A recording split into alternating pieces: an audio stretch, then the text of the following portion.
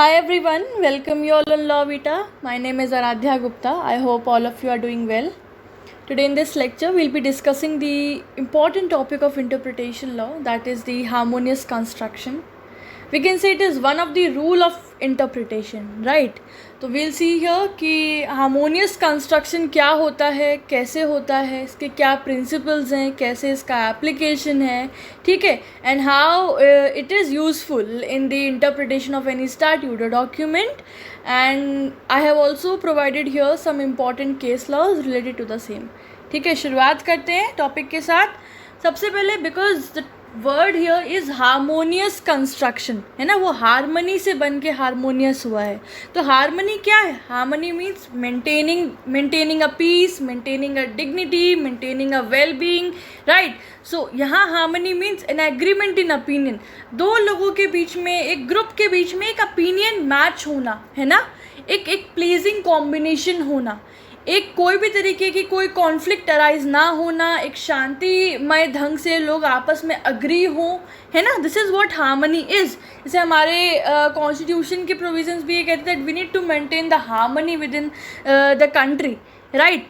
So harmony means having an agreement in opinion or having a pleasing combination. Harmonious construction refers to such a construction. अब इसके आगे बढ़ने से पहले, because अगर आपने प्रीवियस लेक्चर पढ़ा होगा you very well know what construction means. Construction means deriving a conclusion.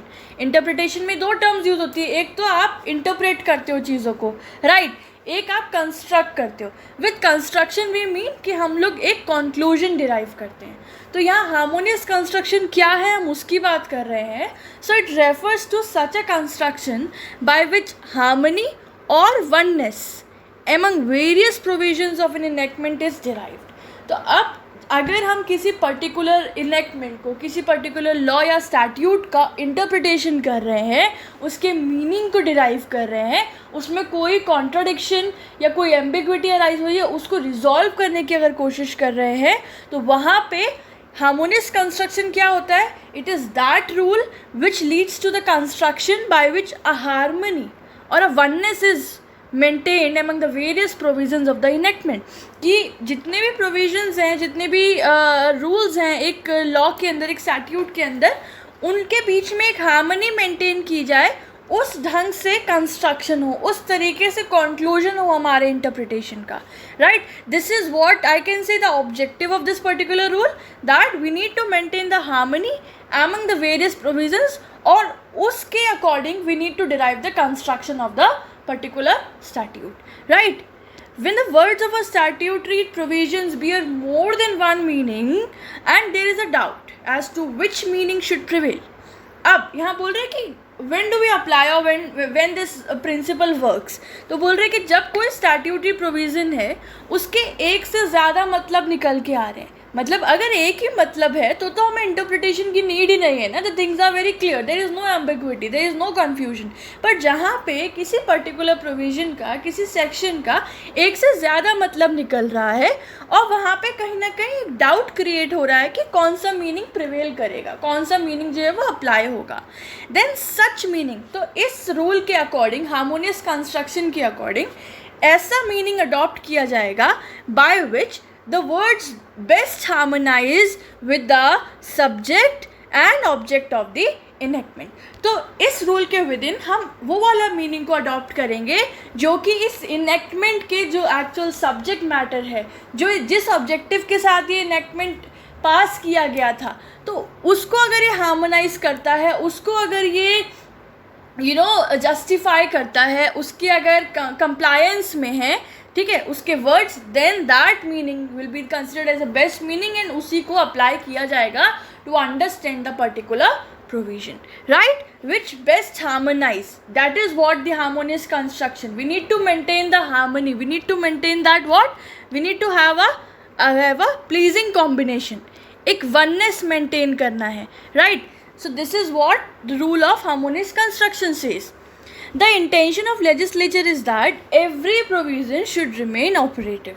देखो जनरली क्या होता है ऑब्वियस सी बात है, लेजिस्लेचर ने जब सारे प्रोविजंस एक इनेक्टमेंट में, एक स्टैट्यूट में, एक एक्ट के अंदर डाले हैं, तो उनका तो पर्पस ये है कि जितने भी प्रोविजंस डाले गए हैं वो सारे ही ऑपरेटिव हों, ठीक है, सारे ही एप्लीकेबल हों जिस ढंग से वो चीज़ क्या नाम है एक्ट के अंदर इंस्क्राइब की गई है। बट वे टू प्रोविजंस आर कॉन्ट्राडिक्टरी, लेकिन एप्लीकेशन बन तो गया, लेकिन जब उसकी प्रैक्टिकलिटी के ऊपर बात आती है, जब उसकी एप्लीकेशन की जाती है, तब कहीं ना कहीं दो पर्टिकुलर प्रोविजंस के बीच में एक कन्फ्यूजन अराइज हो जाता है, ठीक है, उनकी एप्लीकेशन में, and it may not possible to effectuate both of them. और फिर ऐसी सिचुएशन में पॉसिबल नहीं है कि दोनों के दोनों को ही प्रिवेल किया जा सके, दोनों को ही एक साथ में अप्लाई किया जा सके। Therefore, such a construction should be allowed to prevail, by which the existing inconsistency is removed and both the provisions remain in force in harmony with each other। समझ में आ रहा है क्या कह रहा है ये रूल? ये रूल कह रहा है कि अब जब अगर ऐसी सिचुएशन अराइज हो रही है कि भाई एक ही एक्ट के, एक ही कोड के दो प्रोविजंस के बीच में कॉन्ट्राडिक्शन सिचुएशन आ गई है, दोनों में कन्फ्यूज़न अराइज हो रहा है, दोनों के दोनों जो है एक सेटिस्फैक्ट्री एप्लीकेशन नहीं ला पा रहे हैं, तो वहाँ पे इस रूल के विदिन हमको ऐसा कंस्ट्रक्शन करना है, ऐसा इंटरप्रिटेशन करना है जिसके माध्यम से वो इनकन्सिस्टेंसी भी रिमूव हो जाए, प्लस दोनों ही प्रोविजंस प्रिवेल करें। ऐसा ना हो किसी एक को बलिदान देना पड़े, है ना, दोनों के दोनों ही provisions as per the enactment वो एप्लीकेबल हो, ठीक है। तो हमको ये चीज़ ध्यान रखनी है, ये रूल कहता है कि कोशिश की जाएगी कि कंस्ट्रक्शन के दौरान इनकन्सिस्टेंसी भी रिमूव की जाए और सारे के सारे प्रोविजंस प्रिवेल करें with the harmonisation of the subject matter and object of the particular enactment, right?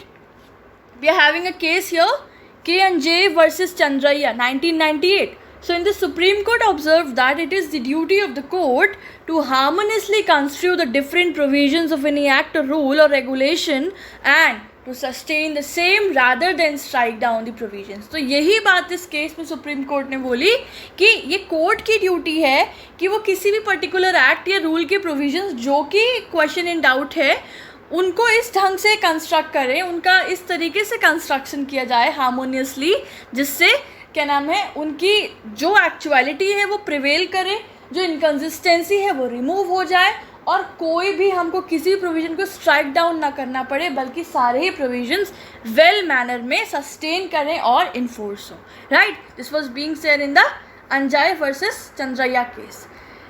Another case is East India Hotel Limited versus Union of India. So in this it was held that an act is to be read as a whole. Different provisions have to be harmonized and the effect is to be given to all of them. So इस case में ये बोला गया court के द्वारा कि जितने भी प्रोविजंस हैं एक पर्टिकुलर एक्ट के अंदर, एक स्टैट्यूट के अंदर, उन सबको एज अ होल रीड किया जाए, किसी को स्किप ना किया जाए, बिकॉज वो किसी पर्टिकुलर एक सब्जेक्ट मैटर के ऊपर बेस्ड हैं और उन सभी का इक्विवेलेंट रोल है, बिकॉज लेजिस्लेचर ने through lot of steps and procedures उसको इनेक्ट किया है, पास किया है, right.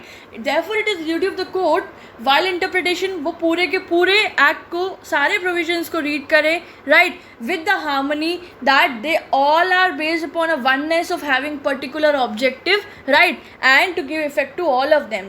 No particular provision should be strike down during any inconsistency. All the provisions must be given the right enforcement. This was held in what? East India Hotels Limited versus Union of India, right?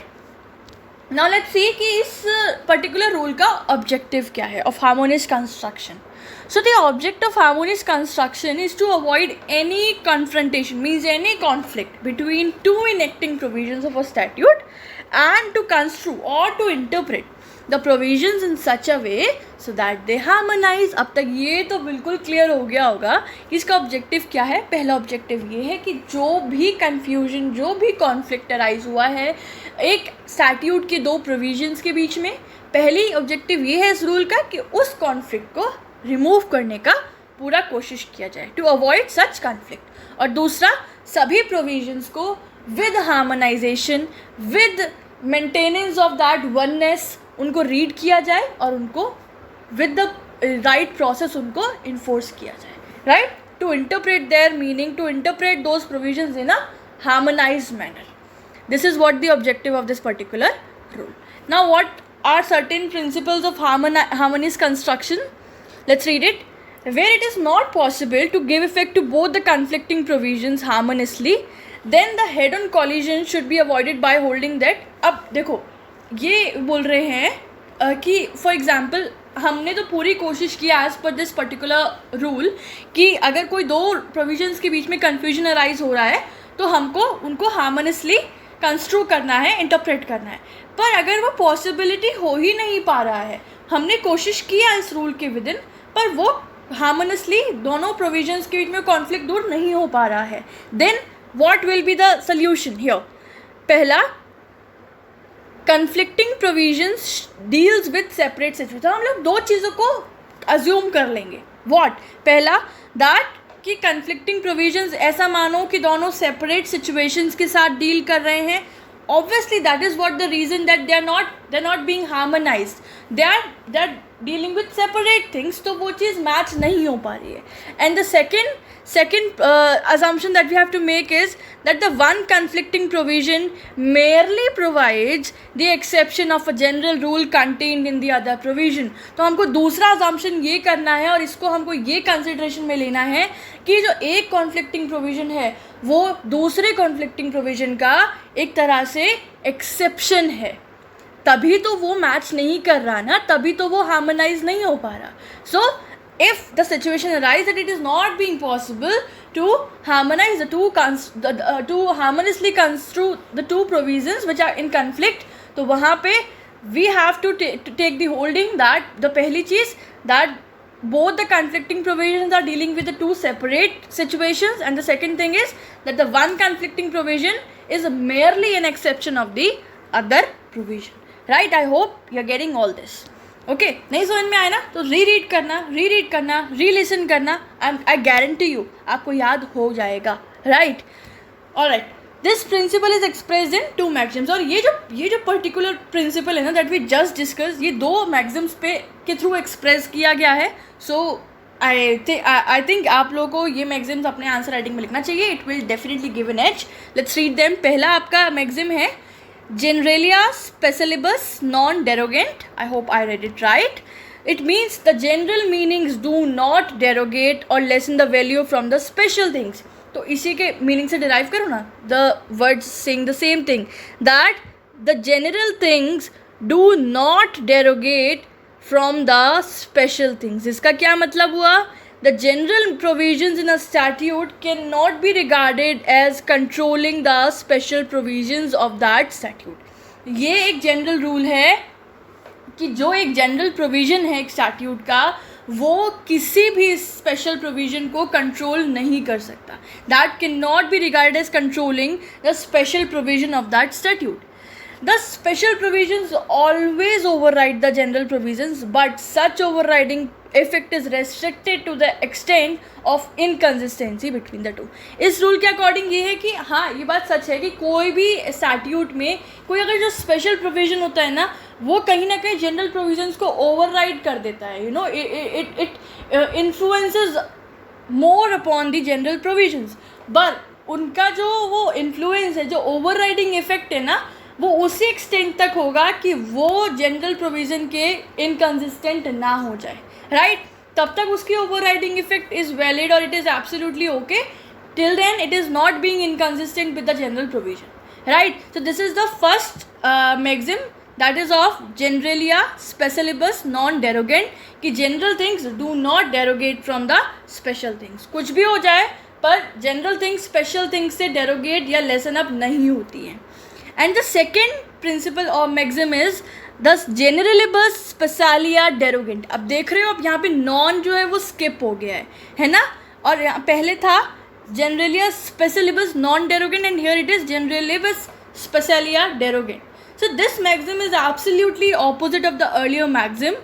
It means that the special things derogate from the general things. It says that पहले था कि general things special things से derogate नहीं होती, और ये maxim कह रही है कि स्पेशल थिंग्स जनरल थिंग्स से डेरोगेट हो जाती है.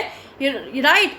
And the special provision in statute do control the general provision, और because it is absolutely opposite of the earlier maxim, so it says that कि जो स्पेशल प्रोविजंस होते हैं ना statute, they do have a overriding effect and they do control the general provisions, right. So इन दो maxims के ऊपर कहीं ना कहीं हमारा वो principle of harmonious construction based है कि पहला, अगर कॉन्फ्लिक्ट जो है वो रिजॉल्व नहीं हो रहा है तो हमको ये मानना है that both the provision are dealing with two different situation, and the second thing is that one of the provision is the maxim of the is the exception of the another provision, right? I hope it is clear. The last thing we are discussing here is the application of the rule of harmonious construction. किस तरीके से इस particular rule of harmonious construction का application होता है. So this we'll discuss with the help of a few cases. पहला है MSM Sharma versus Shri Krishna Sinha. MSM Sharma versus Shri Krishna Sinha. So in this it was held that the rule of harmonious construction was applied to resolve the conflict between Article 19(1)(a) and Article 194(3) of Constitution. तो इस case में क्या था, basically the two provisions of Constitution, that is the Article 19(1)(a) और Article 194 Clause 3, ये दोनों आपस में कॉन्फ्लिक्ट हो रहे थे, ठीक है. तो बेसिकली इस केस के अंदर हार्मोनियस कंस्ट्रक्शन का रूल अप्लाई किया गया to resolve their conflict. Further, it was held that the right of freedom of speech, that is dealt under 19(1)(a), is to be read subject to the powers, privileges and immunities of the House of Legislature as guaranteed by Article 194(3). ठीक है, तो देखिए यहाँ पे 19(1) deal करता है right of freedom of speech के बारे में, और 194(3) बात करता है सर्टेन पावर्स, प्रिविलेजेस और इम्यूनिटीज़ जो कि हाउस ऑफ लेजिस्लेचर के पास दी गई है, right. The power given to the Lok Sabha, Rajya Sabha और the houses of the state legislature. तो यहाँ क्योंकि इन दोनों के बीच में कॉन्फ्लिक्ट अराइज हुआ था और हमने यहाँ पे हार्मोनियस कंस्ट्रक्शन अप्लाई किया था, विच इज़ दैट कि हमको कोशिश करना है कि कॉन्फ्लिक्ट भी रिजॉल्व हो जाए और सारे के सारे आपके प्रोविजंस भी एज इट इज़ इन्फोर्स रहें, राइट, और एक बेस्ट हार्मोनाइजली उनका कंस्ट्रक्शन हो सके. इसीलिए ये हेल्ड हुआ कि जो right to freedom of speech guarantee किया गया है, हमें उसको रीड करना है subject to the, we have to harmonize that provision with the provision of Article 194 Clause 3, right? So this is how we get to know how there is the application of the rule of harmonious construction, right? And the last case here is Qureshi versus State of Bihar. So in this, Supreme Court held that while the state should implement DPSP, that is a directive principle of state policy, it should be done in such a way as not to violate the fundamental rights. और इस case के अंदर supreme court ने while taking into consideration the rule of harmonious construction, the supreme court held that कि जब courts जो हैं directive principles को इम्प्लीमेंट करती हैं, so at that time they can't neglect और they can't violate the fundamental rights. They have to construe both of the provisions of directive principles and fundamental rights in a harmonious manner, right, to implement both of them in a harmony within the state, right. तो ये हो गया guys हमारा harmonious construction का concept. It was interesting, right? The things are repeating but they're different in a way.